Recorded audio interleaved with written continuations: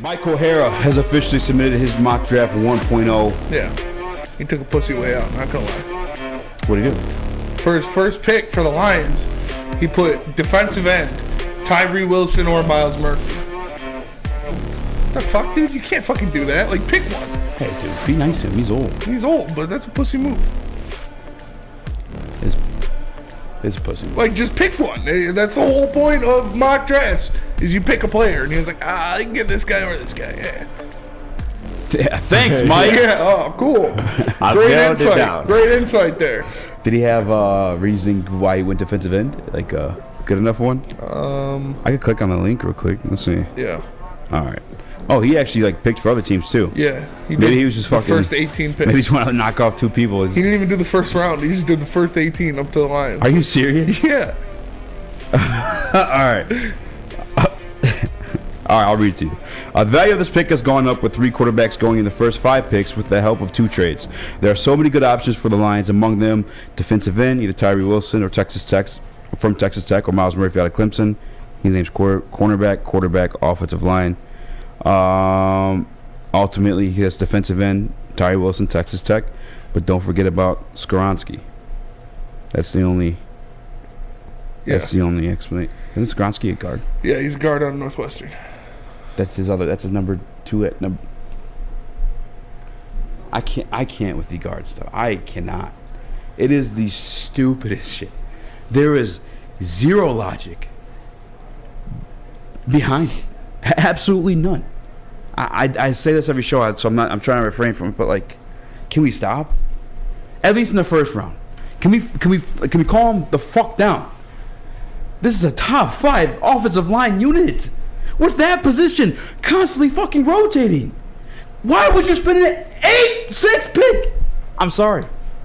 That pisses me off. My brain doesn't, like, I can't, like. Tell me how you really feel. There's no connection to that. There's no fucking logic in that.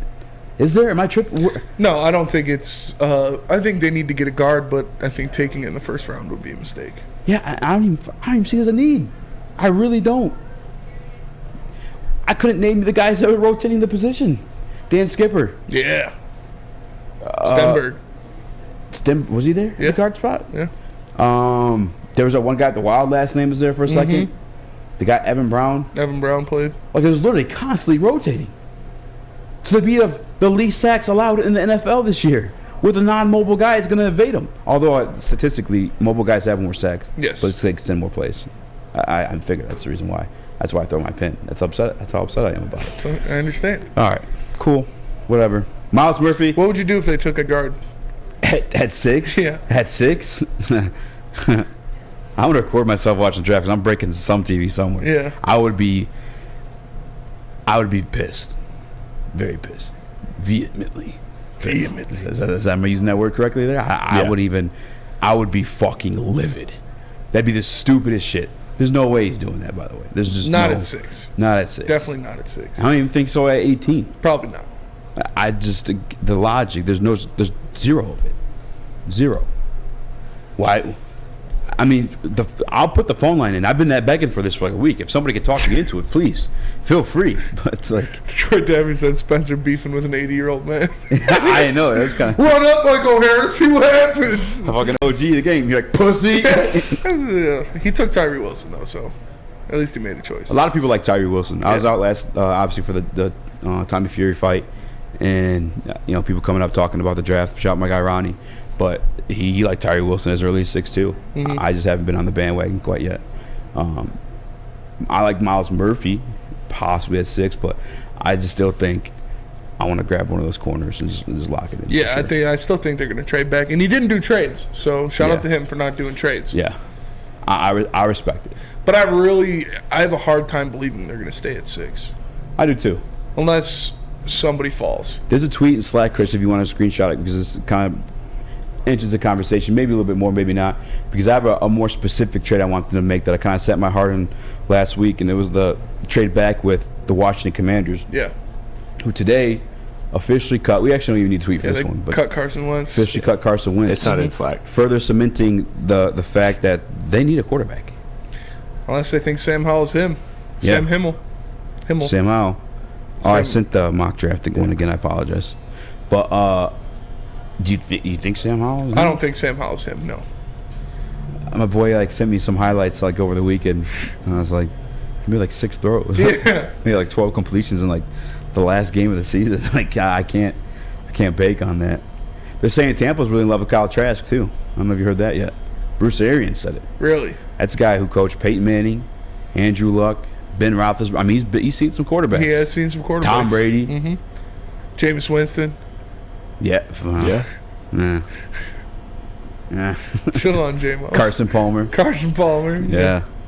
All right, who do you have at 18? Who did Michael Harrow draft for the Detroit Lions at 18? Christian Gonzalez. Before he wrapped up his draft. Christian Gonzalez? Yeah. All right. And then he ended it there. Like, I get it. Like, that's your base. You're going for Lions fans. But, like, just finish the first round at least. Yeah, or just like... Old man, how many times do we got to teach you this lesson, old man? No, but... Well, I guess we'll never have Mike on the show. I like the Christian Gonzalez pick for sure. It's a great pick.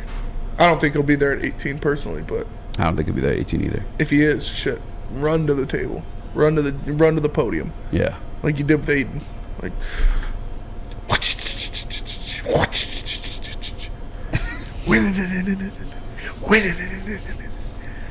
Definitely beat you in a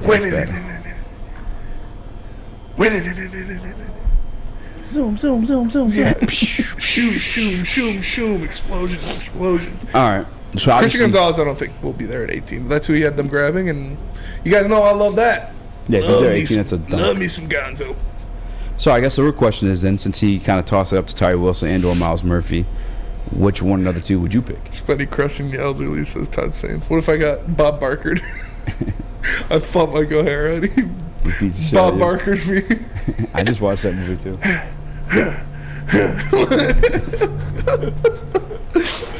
Nah, I'd kick him in his teeth.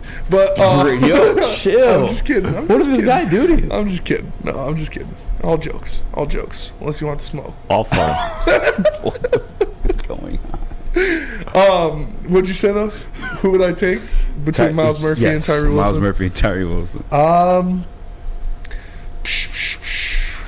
It's tough. I like Tyree Wilson. I watched his film. I watched his tape. I like it a lot. Miles Murphy's also good. They're both pretty versatile. Like you can move them both around. I think Tyree Wilson he's obviously bigger, commands a different presence. Miles Murphy's a little more explosive on the inside. So I'd probably go Tyree Wilson if I'm taking one of them. Okay. Does he? I just don't really see edge as a need either. Like less than it's behind the. It's ahead of guard for me. Like if somebody's taking Tyree Wilson, I'm not as pissed. And I also feel like you can load up on edges. They're rotational pieces. You know, if you want to keep guys fresh. But do you think Houston's going to take a leap this year? I know I listened to an interview this past weekend. No. Houston, James Houston. Oh, I thought you meant the Texans. Yeah. I was like, no, James Houston, yeah. So like, is edge like? I feel like Tyree Wilson is more of a pure edge. Yes. Where like Miles Murphy, you're going to see him move inside at times, play a little bit of 3-tech. We know McNeil's versatile at both positions now too. Well, it depends what you're doing with Romeo Okwara and Charles Harris. Because those are two cut candidates. So you also have those guys as well. Yeah. And so if you're thinking about moving on from one of them, you might need another buffer in there. Like you said, as much as we like James Houston, he's going to be a free agent at the end of the season. Mm-hmm. So... But by the way, I probably should have screenshot this and sent it in the interview with James Houston. This is like, I believe it was with Jackson State, but he said he wants to stay in Detroit. He said this is a place where I was comfortable with. Yeah, the guys that gave me the opportunity. Everybody wants to stay in Detroit now. Yeah, I know. Detroit's cool now, huh? Everybody likes Detroit now. I know. Not according to Joy 2 times. Nobody want to be here. Yeah. No, I think people want to be here. What? He said that? Joey 2 times? Yeah. We talked about Ramsey. Like denying the trade or not wanting to come here and all that good stuff like that. I'm telling you, people want to be in Detroit now. It's different, and I think it's even. I mean, I've said this a million times already, but I believe it's even changing. So in the front office, they're going to change that confrontation too. You know, great players wanting to be here because we're going to start treating you right now. It's just different. Shut up. Yeah. Shut up. Thanks, bud. Fucking ADD centrally. Shut up. Shut up. You saying guys don't want to be here? They're running away. Shut up. Oh no, I gotta go to the Lions. Shut up. No, I agree. I think obviously they've made a lot of changes organizationally that has proven that it's working. It's proven that people like it. Obviously, we've heard a lot of different people. Jamal Williams has said, yeah, he's staying here. You know, Kaminsky said, I'd like to be back. Buggs says he wants to come back. And yeah, those aren't the big top name free agent guys, but it starts somewhere. It starts with guys like that. And then you see they got the other people outside of the city, other people outside of the organization got to peer through the blinds a little bit with Hard Knocks and see how things work, see how entangled the coaching staff is with their players, how much they respect each other and everything like that. And I think Dan Campbell is a guy that people want to play for, especially if he's winning, and he showed that they can win at the end of the year. Yeah, and I think that's like the main purpose for like a lot of these guys is like if you're winning, like no matter where you are, winning feels good. I don't care if you're in Green Bay. I don't care if you're in Las Vegas. Winning feels good. Yes. Way better than losing. I mean, you could be in Miami. When you're losing, shit ain't that fun. Mm-hmm. You know, I mean, I guess Miami a little bit different. You know? Yeah, if you're losing in Miami compared to losing in Cleveland, you're going to have a little bit more fun in Miami. Yeah, that's fair. That's fair. All right. But aside from that, too, I think winning also just puts more money in your pockets. Whether you're getting that money, you're re-up an extension with your team that you're currently with, mm-hmm. or you're hitting a free market. Like if you come off a winning season, more than likely to make some bread. Yes. You know, versus anything else. That's why Jared Goff's trade value is going up. I'm just saying. Don't eat the rest. I'll make a poll though. I want to know, you know, if we're going to Michael O'Hara route, we're picking both Tyree Wilson and, Give me and both. Miles Murphy. Can we get half of both of them? Which one? You know, first half of the season we get Tyree Wilson. Second half of the season we get Miles Murphy. Yeah.